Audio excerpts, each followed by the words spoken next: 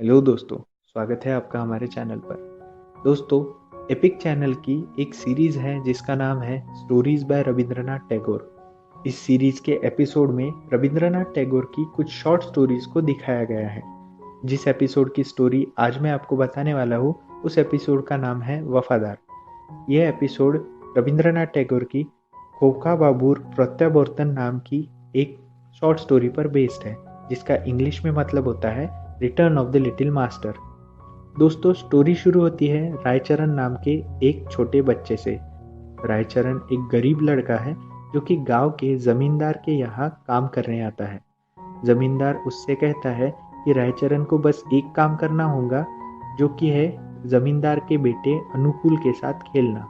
रायचरण बहुत खुश हो जाता है और अनुकूल के साथ खेलने लगता है। दोनों साथ में खेलते हैं और हमेशा साथ में ही रहते हैं। देखते ही देखते दोनों बड़े हो जाते हैं और उनका रिश्ता नौकर और मालिक से ज़्यादा दोस्तों का होता है। एक दिन अनुकूल के लिए शादी का रिश्ता आता है और वो शादी को हाँ कह देता है। अनुकूल की शादी हो जाती है और अनुकूल की जिंदगी में रायचरण की जो जगह थी, धीरे धीरे अब वो उसकी पत्नी लेने लगती है। वो उसके हर बात का ख्याल रखती है। रायचरण अब अकेला रहने लगता है। पर कुछ ही दिनों बाद अनुकूल को एक बच्चा होता है और अनुकूल उसके बेटे की जिम्मेदारी रायचरण को देता है। वो रायचरण को कहता है कि बचपन से जैसे रायचरण अनुकूल के साथ रहा है, वैसे ही उसे उसके बेटे के साथ भी रहना है। रायचरण ये सुनकर खुश हो जाता है और वो अनुकूल के बेटे की देखरेख में लग जाता है। एक दिन खेलते खेलते बेटा चन्ना कहकर पुकारता है, जिससे रायचरण बेहद खुश हो जाता है। थोड़े ही दिनों बाद अनुकूल रायचरण से कहता है कि अब वो शहर जाने वाला है उसके पूरे परिवार के साथ। ये सुनकर रायचरण अपने घर आता है और अपनी पत्नी से कहता है कि उसे भी अनुकूल के साथ शहर जाना होगा। ये सुनकर रायचरण की बीवी को गुस्सा आ जाता है, क्योंकि वो खुद भी प्रेग्नेंट होती है, पर उसका ख्याल रखने का छोड़कर रायचरण अनुकूल के साथ शहर जाने की बात करता है। रायचरण अपनी पत्नी की जिम्मेदारी खुद की बहन को सौंपकर अनुकूल के साथ शहर चला जाता है। एक दिन शहर में जब अनुकूल और उसकी पत्नी घर पर नहीं होते, तो रायचरण अनुकूल के बेटे को लेकर सैर पर निकल जाता है। वो अनुकूल के बेटे को नदी के किनारे लेकर आता है और नदी के किनारे फलों से लदपत एक पेड़ होता है। अनुकूल का बेटा पेड़ पर लगे हुए फल की मांग करता है और रायचरण उसे मना नहीं कर पाता। वो पेड़ पर चढ़ के फल तोड़ने लगता है। तभी उसका ध्यान अनुकूल के बेटे से हट जाता है।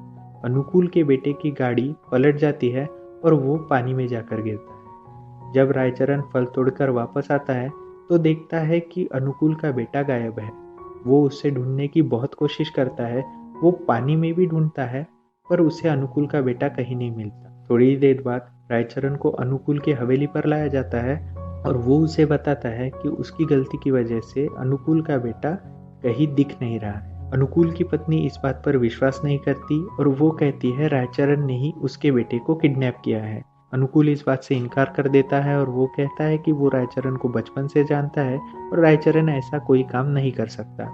रायचरण बहुत ही गिल्ट में जी रहा होता है और वो अपने गांव वापस चला जाता है। जब रायचरण अपने गांव पहुंचता है, उसके कुछ ही दिनों बाद रायचरण को भी एक बेटा होता है। रायचरण के बेटे को जन्म देते देते रायचरण की पत्नी की डेथ हो जाती है। पर डेथ से पहले रायचरण की पत्नी ने उसके बेटे का नाम सोच रखा होता है और वो नाम होता है फेलना। रायचरण हमेशा नशे में रहता है और अपने बच्चे पर बिल्कुल ही ध्यान नहीं देता। पर थोड़े दिनों बाद यूं ही खेलते खेलते रायचरण का बेटा रायचरण को चन्ना कहकर पुकारता है और इससे उसे अनुकूल के बेटे की याद आती है। रायचरण को लगता है कि अनुकूल का बेटा उसके खुद के बेटे के रूप में वापस आ गया है। रायचरण फेलना को अनुकूल के बेटे की तरह ट्रीट करने लगता है और उसे छोटे मालिक कहकर पुकारने लगता है। थोड़े दिनों बाद रायचरण फेलना की एडमिशन एक बड़े से स्कूल में कराता है और वो स्कूल के प्रिंसिपल को यह कहता है कि ये उसका बेटा नहीं है, ये उसके मालिक का बेटा है और उसके मालिक और उसकी मालकिन दोनों ही मर चुके हैं। बहुत साल बीत जाते हैं और अब रायचरण का बेटा 17-18 साल का हो जाता है। वो रायचरण को अपना नौकर ही समझता है और उसे अच्छे से ट्रीट नहीं करता। रायचरण की दीदी उसे समझाती है कि अब उसे फेलना को सच बता देना चाहिए, क्योंकि इससे उनकी इकोनॉमिक कंडीशन पर भी काफ़ी दबाव आता है। फेलना को बड़े स्कूल में पढ़ाना और उसकी हर जिद को पूरी करना रायचरण को बहुत महंगा पड़ रहा होता है और अब धीरे धीरे उसके पास के पैसे भी खत्म होने लगते हैं। वो अपनी दीदी को बताता है कि वो कुछ भी कर सकता है पर फेलना की पढ़ाई में कोई कॉम्प्रोमाइज़ नहीं कर सकता। रायचरण को अपने सामने अब एक ही रास्ता दिखता है। रायचरण फेलना को लेकर अनुकूल के पास वापस जाता है और अनुकूल को कहता है कि फेलना अनुकूल का ही बेटा है जिसे रायचरण ने 18 साल पहले किडनैप कर लिया था। अनुकूल और उसकी पत्नी उसकी बात को आसानी से मान लेते हैं और फेलना को अपना बेटा समझकर अपना लेते हैं। रायचरण अनुकूल से कहता है कि उसे कुछ भी नहीं चाहिए, बस उसे फेलना के पास रहने दे। ये सुनकर अनुकूल की बीवी गुस्सा हो जाती है और कहती है वो रायचरण को आसपास भी नहीं देखना चाहती।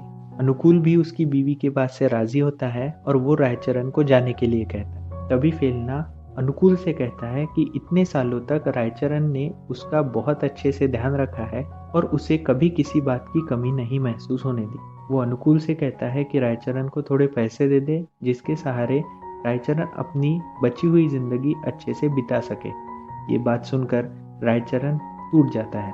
उसे लगता है कि उसका फेलना के प्रति जो प्यार है उसे पैसों के साथ तोला जा रहा है। रायचरण वहां से बिना कुछ कहे निकल जाता है और उसी जगह जा पहुंचता है जहां उसकी वजह से अनुकूल का बेटा डूबकर मर गया था। रायचरण नदी की तरफ देखता है और धीरे धीरे खुद नदी में उतरकर अपनी जान ले लेता है। और दोस्तों यही ये कहानी खत्म हो जाती है। दोस्तों इस कहानी की एंडिंग काफ़ी ट्रेजिक है और ये रविंद्रनाथ टैगोर की one of the saddest stories में से एक मानी जाती है।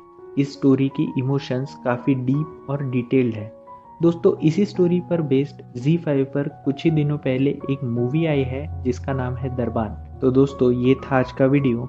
अगर आपको वीडियो पसंद आया है तो वीडियो को लाइक कीजिए और कमेंट्स में बताइए कि क्या आपको इसी तरह के और वीडियोस चाहिए। दोस्तों इसी के साथ मैं आपसे इजाज़त लेता हूँ। See you in the next video.